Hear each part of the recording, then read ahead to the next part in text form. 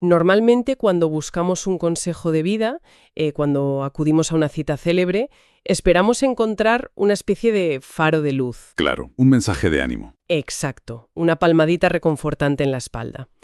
Queremos que nos aseguren que todo va a salir bien y que el universo tiene un plan maravilloso diseñado a nuestra medida. Buscamos optimismo empaquetado. Eso es. Queremos el manual de instrucciones rápido para ser felices y encontrarle un sentido profundo a cada pequeño tropiezo. Pero claro, luego uno se cruza con Arthur Schopenhauer.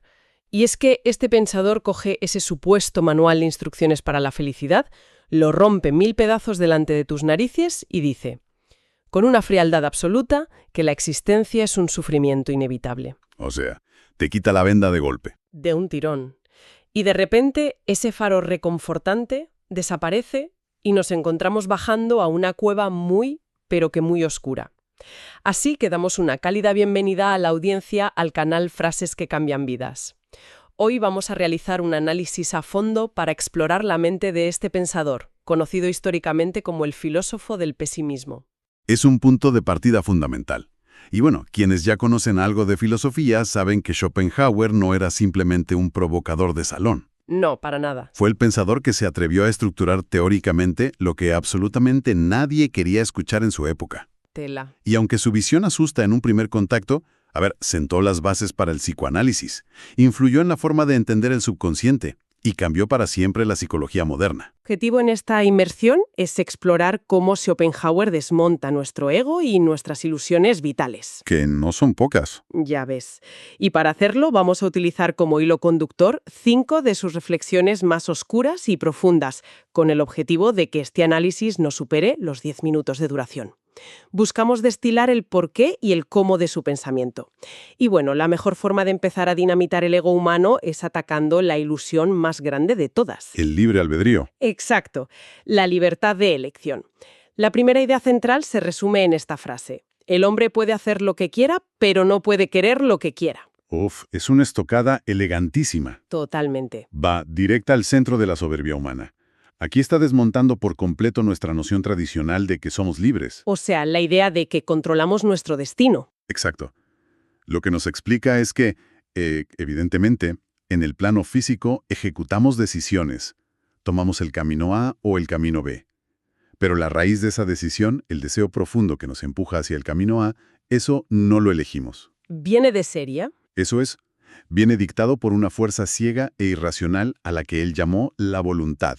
Así, con mayúscula. A ver, para que quienes nos escuchan lo puedan visualizar claramente sin perderse en conceptos muy abstractos. Podríamos imaginar que nuestra mente es como conducir un coche moderno. Vale, me gusta. Nosotros estamos en el asiento del conductor. Controlamos el volante, pisamos los pedales, decidimos cuándo poner los intermitentes. Esas serían las acciones cotidianas. Lo que queremos controlar. Eso es. Pero en realidad hay un GPS invisible, preprogramado de fábrica en el sistema del vehículo, que ya ha decidido de antemano cuál es nuestro destino final. El destino siendo nuestros instintos. Exactamente. Los deseos más viscerales como la supervivencia, el estatus, la reproducción, la pertenencia. Podemos elegir si vamos por la autopista o por la secundaria, pero no tenemos ni voz ni voto sobre a dónde nos estamos dirigiendo realmente. Esa analogía es perfecta para entender la opresión de la voluntad. Tienes la ilusión táctil del control, porque tocas el volante. Sientes que conduces. Claro, sientes que diriges tu vida.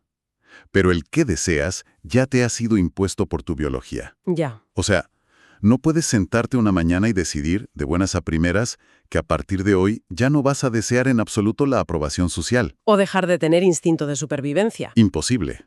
La voluntad te atraviesa. Es una fuerza motriz universal que empuja a todos los seres vivos a una sed que nunca se apaga. Es una perspectiva aterradora si lo piensas fríamente. Mucho. Porque nos convierte en meros instrumentos de un apetito cósmico.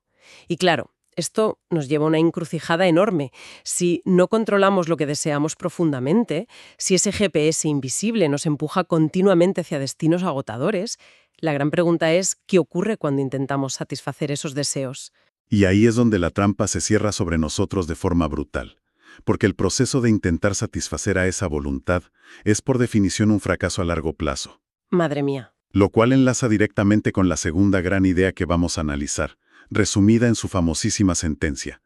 La vida oscila como un péndulo entre el dolor y el aburrimiento. Esa imagen del péndulo es posiblemente la descripción más descarnada de la existencia que he escuchado nunca. Lo es. Y lo es porque explica perfectamente la mecánica de nuestra insatisfacción crónica. Schopenhauer argumenta que, mientras deseamos ardientemente algo que no tenemos, sufrimos por su ausencia. Sentimos un vacío. Claro, es la tensión de la carencia, y esa carencia se traduce en dolor psicológico. Esa sería la primera fase. El quiero ese ascenso o el clásico si logro comprarme esa casa, seré feliz. O con una pareja. Exacto, la pareja ideal y ya todo encajará. Es una sensación de estar incompletos. Todo nuestro ser se tensa hacia ese objetivo.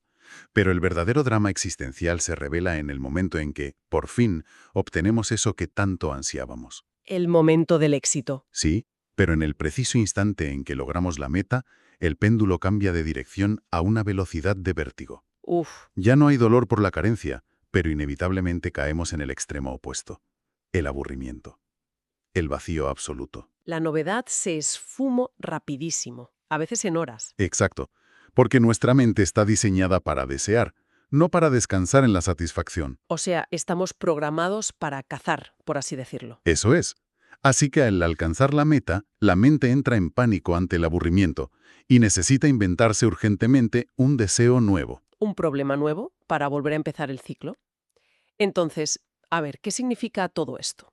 Según esta lógica, la felicidad es simplemente un espejismo, Básicamente. un estado transitorio y fugaz mientras el péndulo viaja de un extremo negativo al otro. Así lo veía él, pero percibir esta cruda realidad del sufrimiento y el aburrimiento requiere una mente que vea más allá del ordinario. Aunque espera, vamos a cuestionar esto un segundo, porque veo fisuras en este pesimismo absoluto. ¿Qué pasa con el proceso de construir algo con un propósito? A ver, explícate. O sea, si alguien pasa 5 años escribiendo una novela o investigando una cura en un laboratorio, no está sufriendo por la carencia todo el rato, ni se aburre. Hay gozo en el proceso. Está en lo que llamamos un estado de flujo. Schopenhauer simplemente ignora esto para que su teoría encaje. Es una objeción brillante. Y sorprendentemente no lo ignora. De hecho, tiene una respuesta muy específica. Él reconocía que hay momentos extraordinarios donde el péndulo se detiene. Ah, sí. Sí, lo llamaba la contemplación estética o el abandono en el arte y el conocimiento puro. Cuando estás completamente inmerso en crear música o en observar una obra de arte, tu intelecto se separa de la voluntad. O sea, por un instante el GPS se apaga. Exactamente. Dejas de desear. Te conviertes en un observador puro.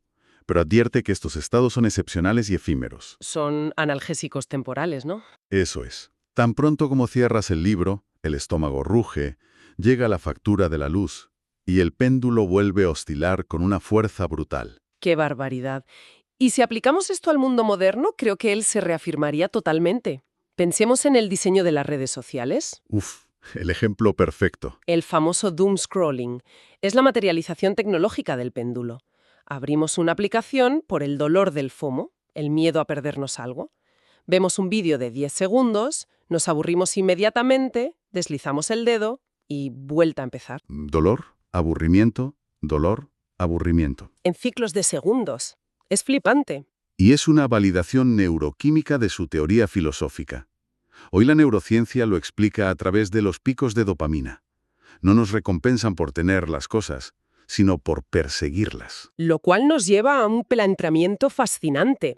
Si prácticamente toda la humanidad está atrapada en este péndulo, en una rueda de hámster existencial, ¿existe alguien capaz de ver la trampa desde fuera? Alguien que mire por encima del laberinto. Exacto. Y esto nos conecta directamente con la tercera reflexión sobre las capacidades excepcionales. La frase dice, el talento alcanza una meta que nadie más puede alcanzar. El genio alcanza una meta que nadie más puede ver. Aquí entramos en una distinción de una lucidez tremenda. Schopenhauer no veía al genio simplemente como un talento hiperdesarrollado. No es alguien muy listo y ya está. No. Hacía una separación tajante. El talento pertenece a una categoría, pero el genio pertenece a una categoría ontológica completamente distinta. Espera, vamos a frenar ahí. Cuando dices categoría ontológica, ¿te refieres a que literalmente son un tipo de ser humano distinto? Esa es la definición. Como si operaran con un sistema operativo diferente. Sí, El talento es el perfeccionamiento extremo de reglas conocidas. O sea, el talento es como un arquero prodigioso que clava la flecha en el centro de la diana desde una distancia increíble. Donde nadie más llega. Exacto. Optimiza el paradigma. Vale, el talento inventa un carruaje de caballos muchísimo más rápido. Pero el genio no dispara a la misma diana desde más lejos. El genio ve una diana que los demás ni siquiera saben que existe. Inventa el motor de combustión en una época de caballos. Exactamente. Y la razón por la que el genio ve esa meta invisible es porque su intelecto tiene una capacidad anómala para desvincularse de la voluntad. Aquí es donde se pone muy interesante la cosa. Claro, la inmensa mayoría de nosotros miramos el mundo filtrado por nuestras necesidades. ¿Cómo me afecta esto? ¿Cómo lo uso para sobrevivir? Todo gira en torno a uno mismo. Pero la mente del genio logra una objetividad pura. Contempla el mundo sin la interferencia del ego o del interés personal. Ve las conexiones invisibles. Pero pongámonos en la piel de esa persona por un momento. Si tienes esa capacidad anómala y ves metas que el resto no ve, tiene que ser de una frustración estratosférica interactuar con el mundo. Y tanto. Si conectamos esto con el panorama general, te das cuenta del coste. Claro, intentas explicar esa diana invisible y la sociedad te mira como a un loco desquiciado porque siguen atrapados en la rueda. Lo que nos abre la puerta al terrible precio personal de esa brillantez. Un precio devastador que Schopenhauer resumió en nuestra cuarta frase. La soledad es la suerte de todos los espíritus excepcionales. Es una de sus sentencias más melancólicas, la verdad. Sin duda. Y creo que humaniza un montón al filósofo. A veces imaginamos a estos pensadores como estatuas de mármol, fríos e inalcanzables. Y bueno, Schopenhauer no era el alma de la fiesta. Tenía fama de cascarrabia, sí. Pero leer esta frase revela un peso emocional inmenso. La carga de aislamiento tan brutal que conlleva el saberse un genio incomprendido por tu propio entorno. Es que imaginemos lo que implica intentar tener una conversación trivial cuando tu mente procesa la tragedia de la existencia. Él sostenía que las mentes brillantes piensan de forma tan diferente que se aíslan. No es que sea arisco porque sí. Es una consecuencia estructural. Si ves el péndulo del dolor destrozando a la gente, a ver, ¿cómo mantienes una charla ligera sobre el clima? Es imposible. Genera una disonancia tremenda. Es la peor soledad, la de estar rodeado de gente. Exacto. Estar despierto en una habitación llena de gente profundamente dormida. Él decía que la mediocridad es incapaz de comprender su profundidad. La grandeza intelectual exige el exilio social. Pero, entonces, analizando esto a fondo, me surge una duda clave. Si los espíritus excepcionales están condenados a la soledad y la incomprensión de la mayoría, ¿cómo logran entonces que sus visiones revolucionarias terminen influyendo al mundo? Y aquí es donde las piezas encajan magistralmente. Nos da una respuesta sociológica que sigue siendo escalofriantemente precisa, y lo hace a través de la quinta y última idea. Toda verdad pasa por 3 etapas. Primero es ridiculizada, luego es violentamente rechazada y finalmente es aceptada como evidente. ¡Qué mapa de ruta tan fascinante para la innovación! Es una observación agudísima sobre la resistencia a los cambios. Y todo vuelve a la voluntad. Cuando alguien expone una verdad revolucionaria, amenaza las ilusiones reconfortantes que mantienen a la sociedad funcionando. Amenaza al status quo, claro. Exactamente. Por eso la primera reacción de la masa no es la curiosidad, es la burla. El ridículo es un mecanismo de defensa. Es la etapa de las caricaturas y las risitas, ¿no? Sí, marginar al pensador tratándolo de excéntrico e inofensivo. Pero si la idea es potente y real, la burla deja de funcionar. La idea empieza a ganar tracción. Y entonces el miedo real se apodera del sistema. Pasamos al rechazo violento. Y no solo hablo de violencia física, sino sistémica.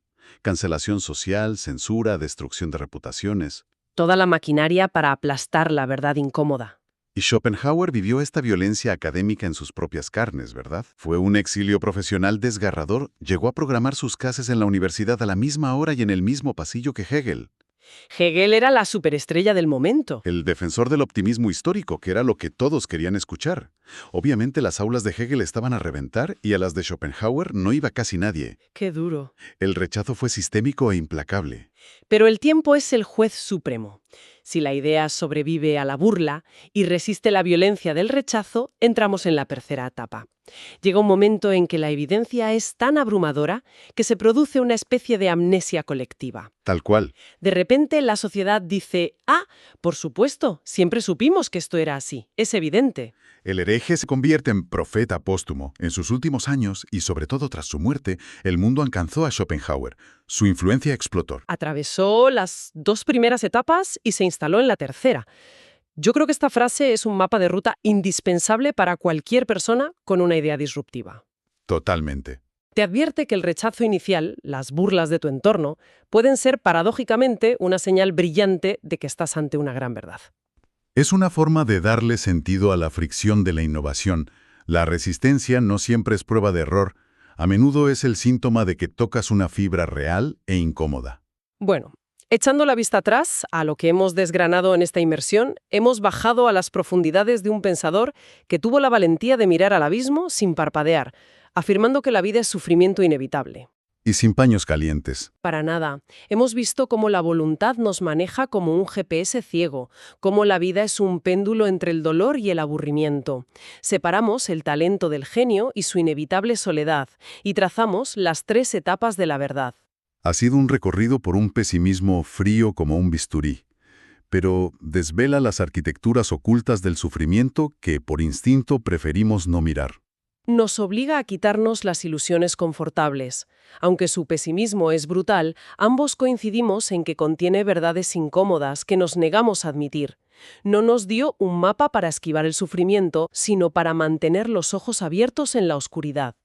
Y fíjate, antes de concluir, me gustaría plantear un pensamiento provocador para la audiencia. A ver. Si aplicamos la regla de las 3 etapas de la verdad de Schopenhauer a su propia filosofía pesimista, ¿acaso nuestra resistencia instintiva a aceptar que la vida es sufrimiento no es solo la segunda etapa del rechazo violento? ¡Ostras! ¿Llegaremos colectivamente algún día a la tercera etapa y aceptaremos este pesimismo como algo evidente? Menuda forma de cerrar. Aplicar su propia teoría a su filosofía. Es el tipo de reflexión que te deja mirando a la pared en silencio. Ya ves. ¡Qué gran inmersión intelectual! Y bueno, para ir cerrando de forma breve, queremos lanzar una invitación directa a nuestra comunidad. Nos encantaría saber qué ideas han resonado más. Invitamos a quienes nos escuchan a dejar en los comentarios cuál de las 5 frases de hoy les ha impactado más.